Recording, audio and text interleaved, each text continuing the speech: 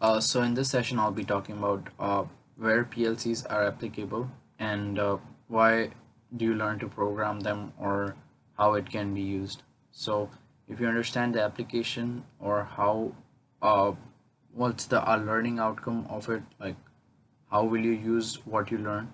So this will help you a lot faster to know what is required out of you or what can help you to find jobs and related things.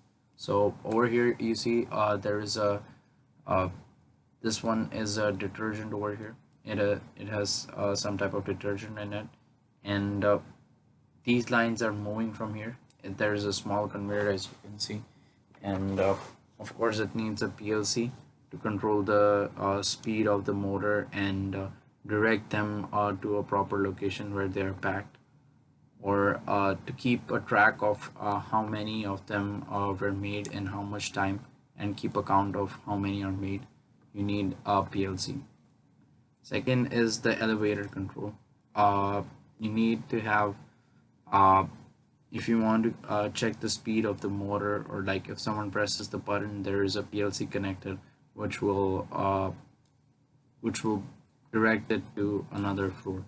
Or if there are 17 or 20 floors in a building and someone presses different buttons, like it will remember which floor was pressed first, and the PLC will run accordingly, and the elevator will go to the respective floor first and then the rest of them. So elevator control, that's like a CNC machine. So in CNC machine there are 3-axis CNC, 5-axis CNC. So to control the speed of the motion, speed of the motors, and know which coordinates to pick or which coordinates to machine is sent to the PLC. Like if you have used this, probably you will know that they're done using a certain type of computer aided manufacturing CAM softwares.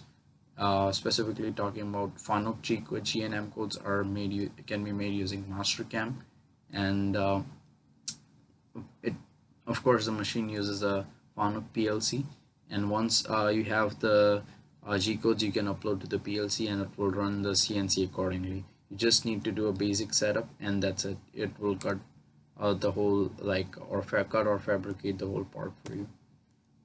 Next one is nuclear power plant. Of course, you need PLCs over here uh, to control or to know the values coming from the input of the steam turbine, like input pressure, temperature, to open, close valves, to know like the flow in the pump, or the flow it's increasing.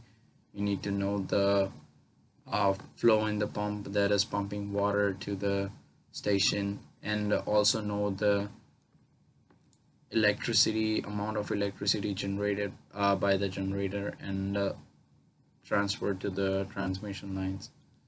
If you There are two more applications in petrochemical industries and basic chemical industries.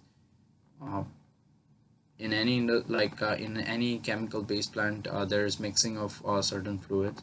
So you need a tank, and you need to know how much liquid is filled in. If you want to mix liquid in certain proportions, then you need to keep a track of the flow and open the valves accordingly. The temperature should be maintained in order to get specific liquids out of it. So over here, some of the physical properties like the temperature, pressure, flow, and certain things are required to know whether the product is being successfully made or no. So these are some of the applications. Apart from that, lastly, this is traffic signal, and to control the sequence of operations. In some of the countries, they also have cameras. Like if you cross uh, the traffic signal when it is red, then the camera will capture your plate number. So in case if you try to escape in red light, the PLC program is activated, and the sensor will sense if any car is moving, and it will capture an image of it. So it is also used in the traffic signal sequence. So these are some of the applications it can be used in. Apart from that, there are many more than this in industries. And yeah, this was a general overview.